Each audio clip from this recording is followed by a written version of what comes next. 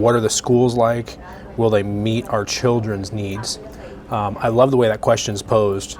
I'm a father of a school-age child. I've got a first grader, and I'll add a little tidbit to this too, because I also have a daycare-age child, and that could go into some of what parents are thinking about. Schools here probably nationally don't rate as well as parents we might want to, but does it fit our children's needs? I say yes. Kids are very resilient. Kids are learning and sponging what they can. More, what are the parents' needs for the children? What are the expectations of education and trajectory for our kids as parents? We chose not to seek out private school or district exemptions or anything like that. We moved to Eva Beach.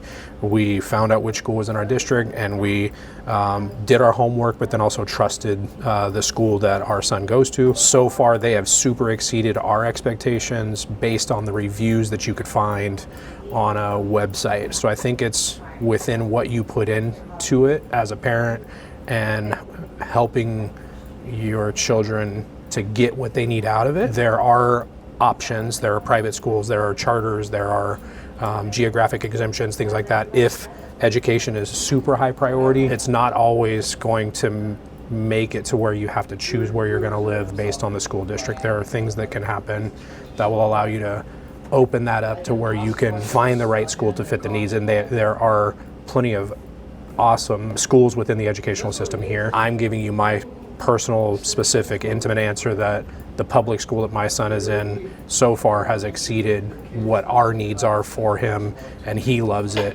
which is probably the most important part. He's enjoying it, he's growing, he's learning well, great at math, he's exceeding in math, he's exceeding in reading. The tidbit that I wanted to add to this, because daycare is an expense, and it's also something that's important if you're going to need, if you're a dual working household, mom and dad are full-time, want and need to have daycare.